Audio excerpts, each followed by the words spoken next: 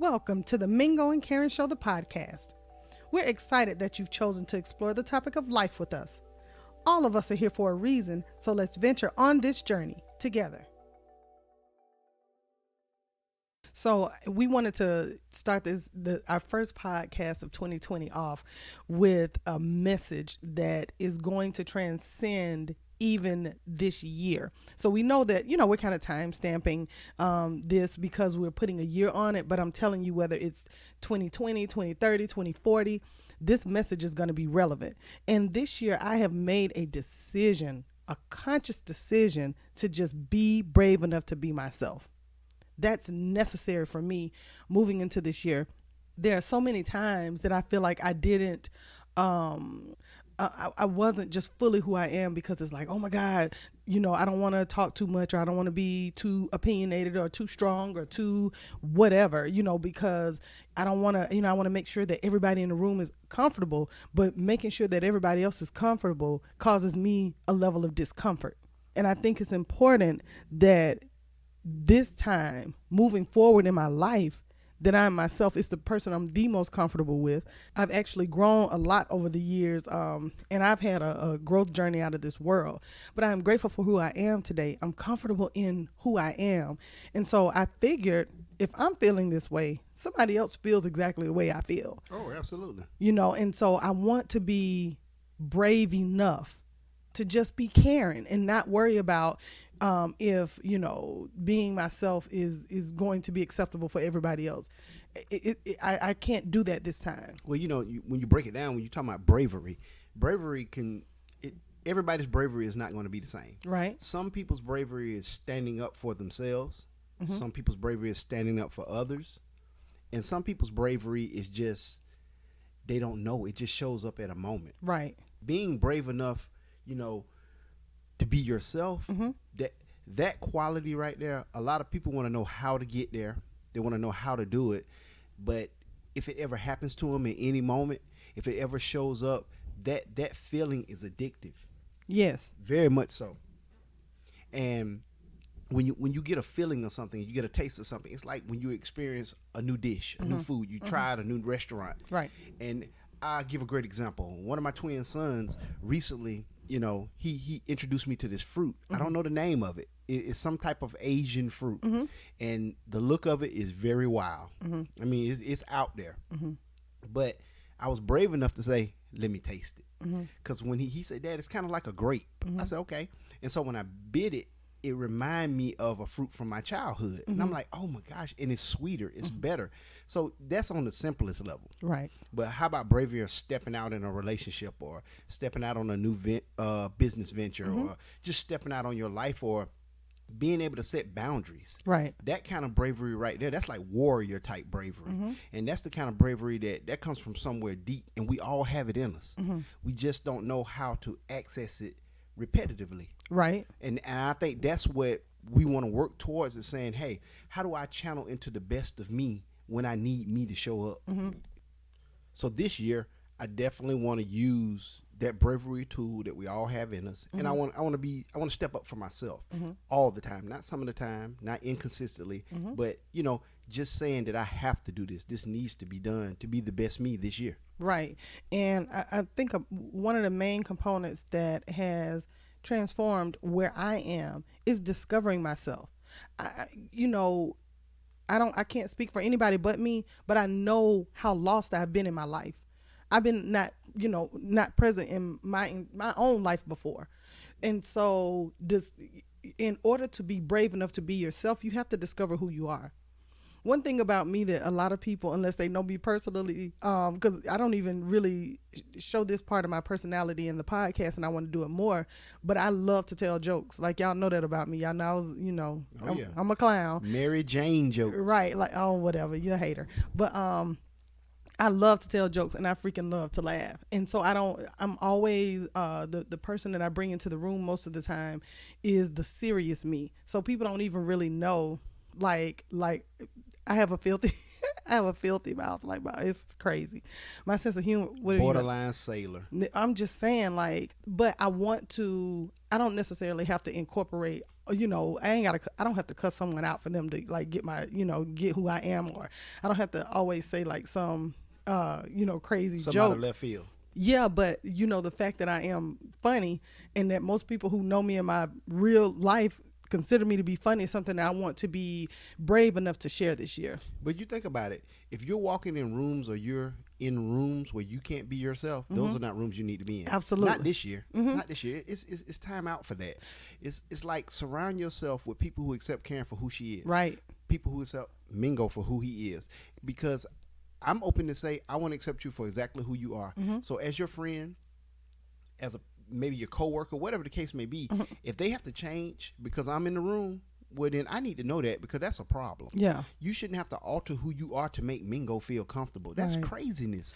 Right. And and when you think about it, we do that so much as people. When we go to church, we behave one way. When we go to work, we behave one way. When we're with our family, we behave one way. And don't be with our close friends or like women say my girlfriends, who you could really get candid and raw with. Yeah.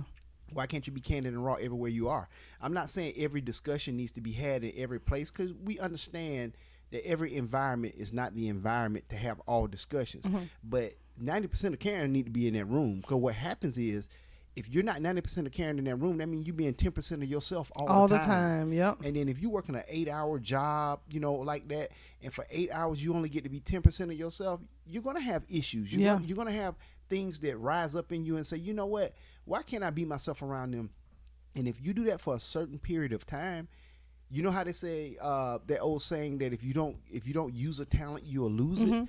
That's true in yourself. Right. If you're not who you are, you'll look up a year later and say, I know you used to say all the time when we were younger, who I am on the inside is not who I'm reflective on the outside. And after experiencing that, that's like, man, you know what? I want to surround myself around people that appreciate Mingo for who he is, what I bring to the table, because I don't bring everything to the table. Right. But that part I do bring, I bring it. Yeah. You know what I'm saying? And I expect Karen to bring her part. Yeah, and I think it is because I was so uncomfortable, I think, in my own skin.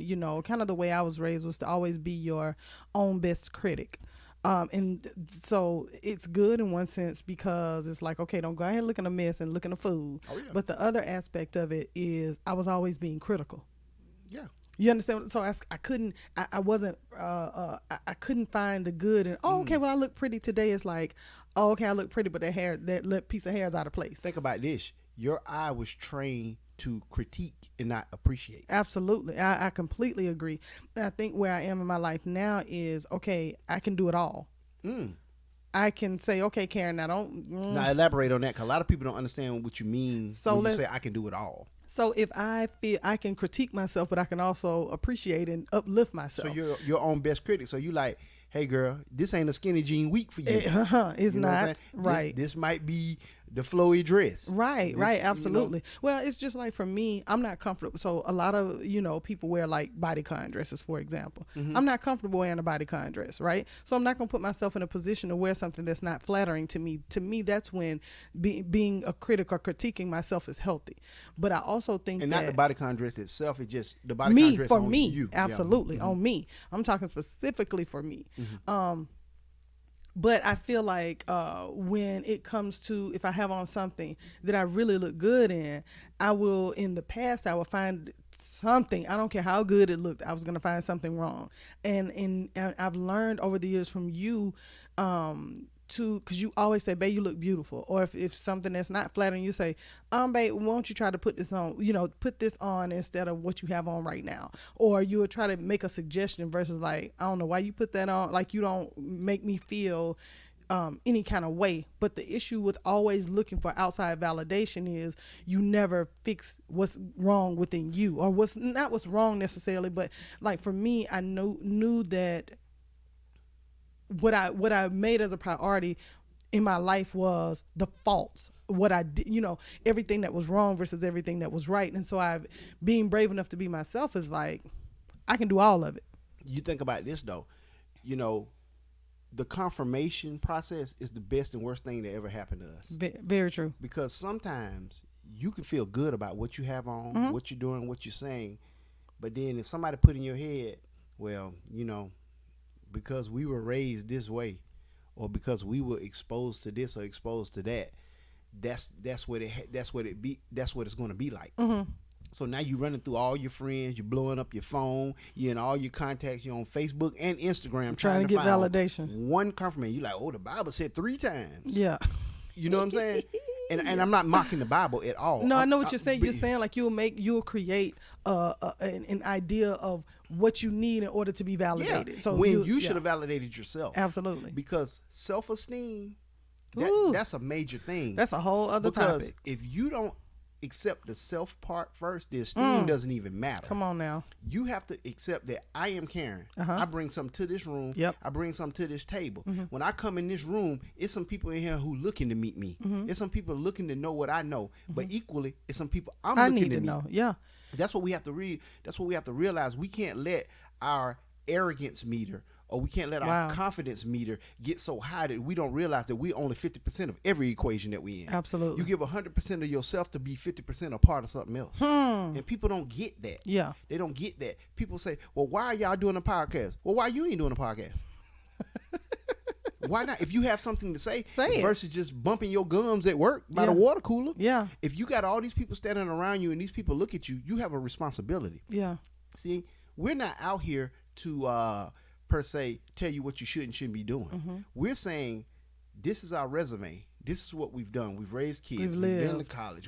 We've lost. We lived in hotels. We lived with family members. We've borrowed money. We've paid money back. We're talking about all these different things as human beings. I don't know anybody who hasn't been through all of that. Yes. But we're so scared that if I say this, oh, what they gonna think about me? See, I don't care what they think about me.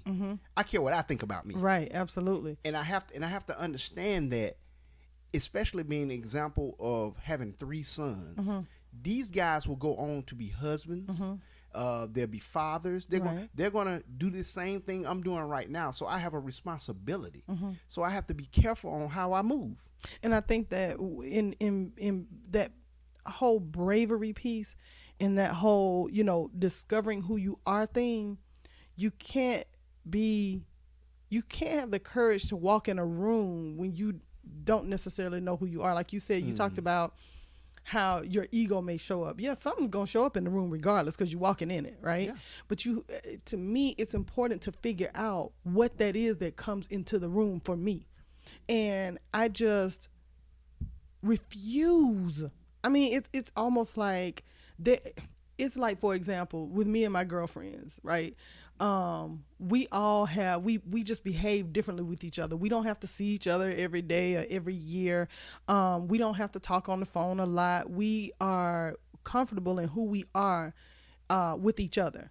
And so if we talk twice a year, it's going to be the best conversation we ever had. Absolutely. Relationship. Absolutely. And we respect each other's boundaries and all of those things. And the reason why I love, my friends who have been with me for a very long time, some since elementary school, some since college, is that they accept me for who I am. That's important. And they don't ask me to compromise who I am.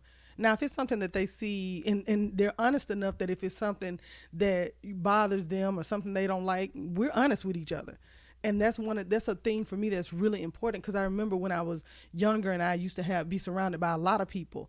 When you're surrounded by a lot of people, when you have things to give, that puts you in a whole different kind of situation. And so you find yourself compromising who you are. I find myself, let me speak specifically for me. I found myself doing things I didn't want to do, versus like, I'll say if they wanted to go to dinner. Mm-hmm. So you got the whole thing of everybody, got to be dressed up and got to try to impress and do this and do that.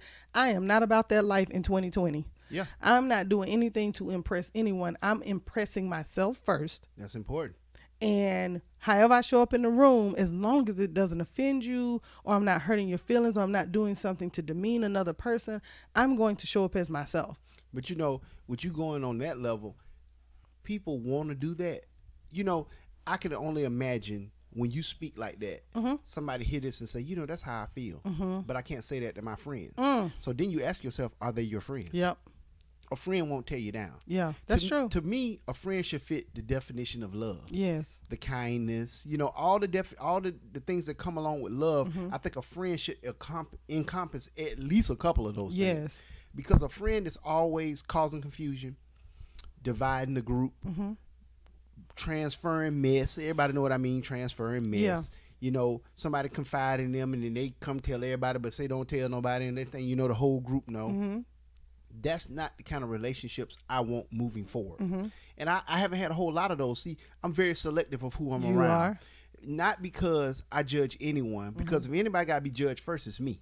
So I don't judge anyone, but I'm very selective on how I move, because I don't want to give the false impression that I think I'm better than, right, or I'm judging. But I also understand that, oh, okay, I see this behavior. You one way this way, you another way that way. So in order to keep our friendship, let's keep this surface level. Right. Now, the people who are in my life that are deep, that's been a part of my life, I got one friend. I mean, me and this guy literally met in kindergarten. Yeah. And talked to this day. And I met him on my first date with you. So on the phone. That doesn't make him any better friend than the friends I met in college. Right. But that guy is still in my life since kindergarten. Right. And I ain't saying we on the phone every day. I ain't saying we any. But you know, true friendship, you know what? This a word. Jesus. True friendship is not high maintenance.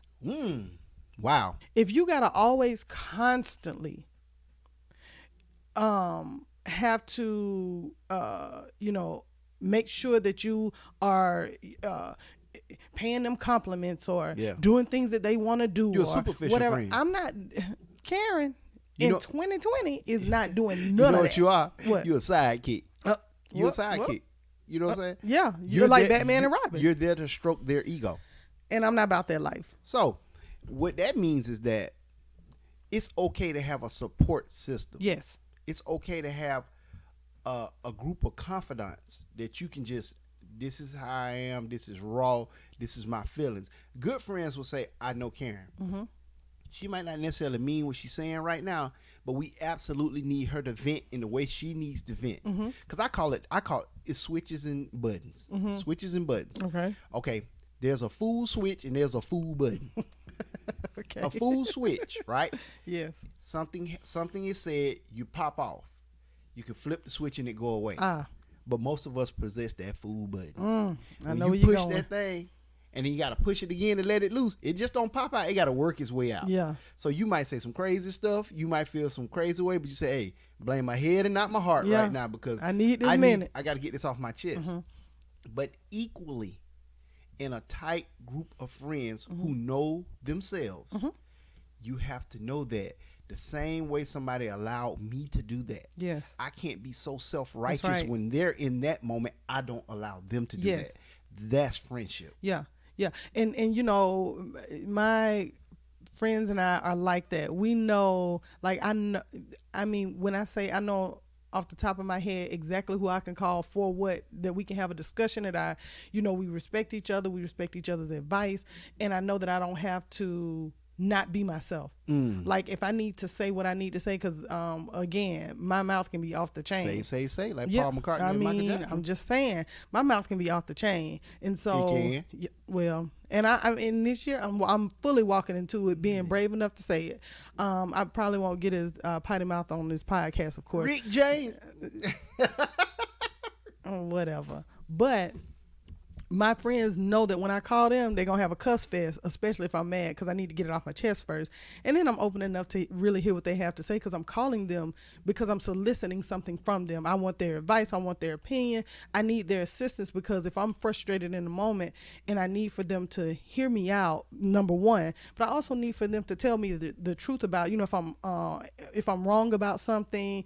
I'm one of those people, if I'm wrong, tell me that I'm wrong, because I don't want to sit in that and is my mama used to say, don't be loud and wrong. It's like being out with two left shoes. Right. You know what I'm saying? Nobody told you. You know, it's funny you said this, because I was helping, as you know, I was helping one of your friends with a real estate issue the other day. And when she got on the tangent about what she was upset about, her reference was when she got the going off and got the cussing. She said, "You know I'm Karen friend, right?" And I said, "Yeah, you Karen friend, cause all of y'all, when y'all get to that point, it's over. Y'all all the same way." Yes, sir. So it's funny you made that reference. Yeah, I mean, you know, it just is what it is, and I don't hide that about myself anymore. And I think I did because, you know, I remember one time I was out, and this is partially why I don't really go out that much, but I was out with one of my girlfriends and her group of friends, and I didn't know these ladies. She just asked me to go, and I was like, sure, I'll go. I should have known myself. Should have been brave enough to be myself and say, hell no, I'm not going, because I know me. So we get there, and there's this guy keeps bumping me, and it just was I'm like, why does he keep bumping me? This is what I'm thinking out. So I turned around and said, hey, would you please stop bumping me? So he bumped me like 2 more times. So I said to him, stop effing touching me. I don't like to be bumped. Like, don't bump me. The girl sitting next to me says, oh my God.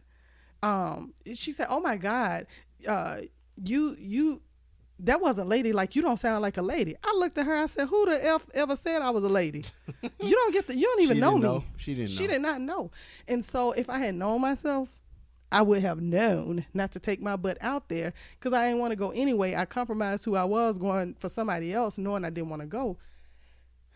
And it resulted in me having to go on and chin check this chick and the dude. And so what I'm saying is, no longer will I not have foresight in my own life enough to compromise who I am. And I think it also goes into something else that's important to me in this new phase of my life, is to never downplay my greatness. Yeah. It's to never walk in a room and sit in a corner, because instantly when I walk anywhere anyway, because I got this blonde hair on my head. Yeah. You know, my hair has always attracted people to me, or people, even when I had a relaxer and my hair was red or it was blonde, you know, people like, oh my God, your hair is so pretty, or whatever the case may be. Right. And so, but what I would do is I would almost kind of hide and dim myself down, because it's like, well, dog, you know, I don't want people like talking to me or whatever. I'm going to just sit over here and kind of be quiet. Yeah. I'm not doing that anymore. I'm working a room. I have downplayed myself and my greatness, and I know it's there, but I was always afraid that if I was so great, how would it, if I give all of who I am, and I just didn't want it to be an overwhelming thing, because especially when I was younger, I have a lot of talents. Yeah. I possess a lot of talents, and people who know me know this about me. And oftentimes I will dim down everything that I can do, because I don't want people to be like, either, oh my God, you do so much. Yeah. How does she do all of this stuff? And I'm tired of doing that this year. God created me to be I am a great person, and whoever is listening to this, you are a great person. The greatness that's inside of you right now, give it to the world. Show it, be it, live it. So it's safe to say, you know, I'm hearing you, and I hear your passion, and I definitely understand. So what I get from never compromise who you are to satisfy others, compromise is sacrifice.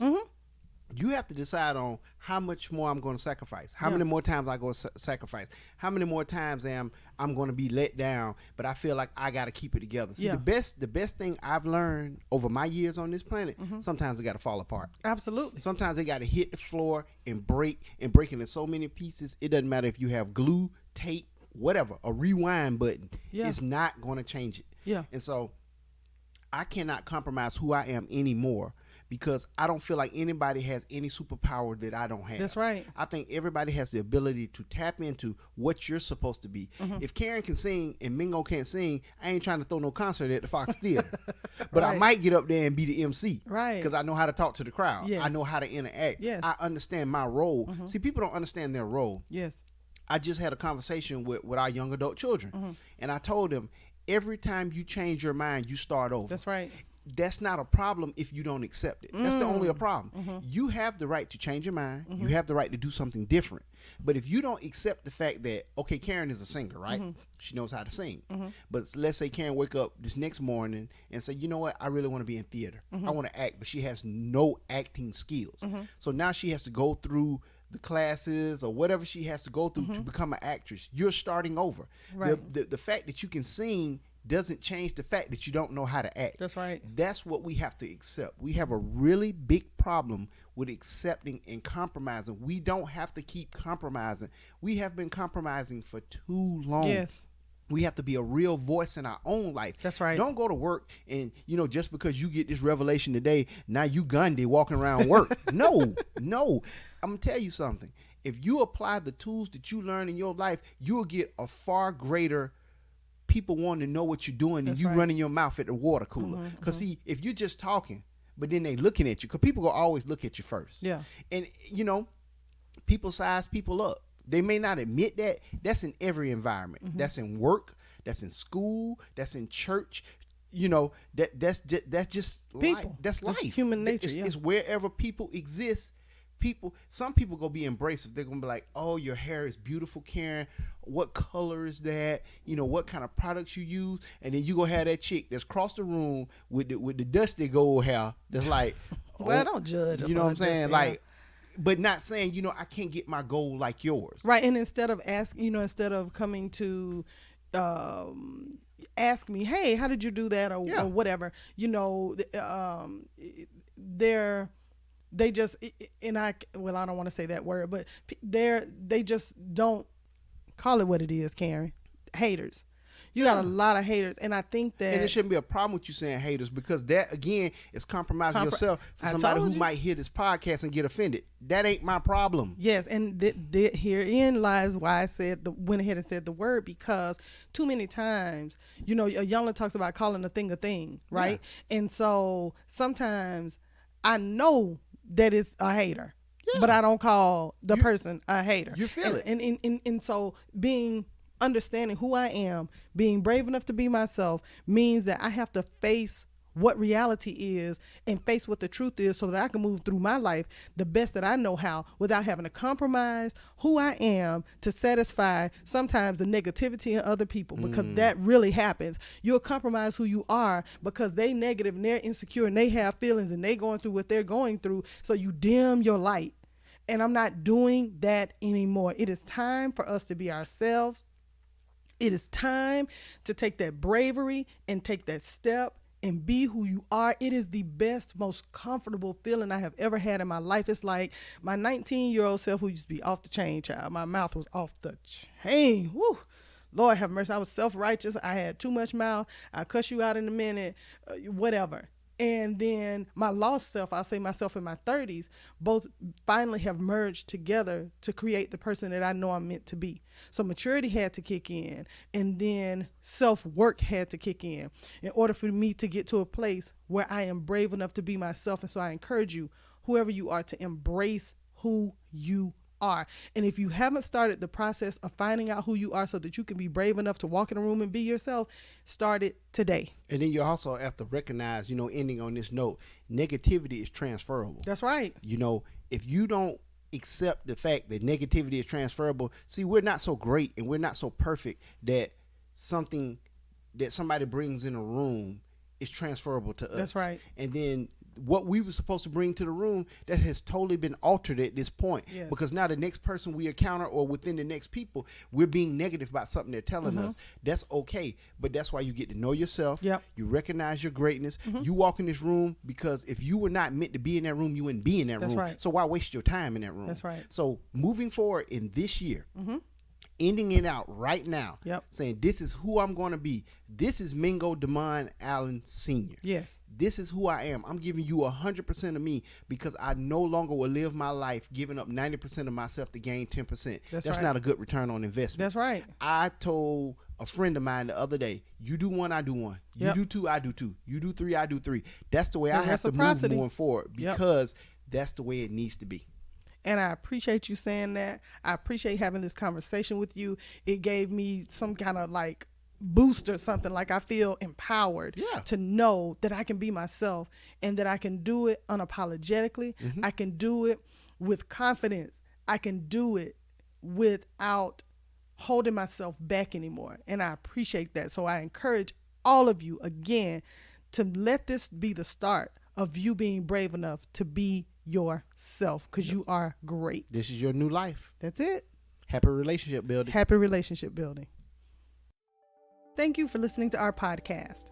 You can find us on Instagram, Facebook, and Twitter at Mingo and Karen. Happy relationship building.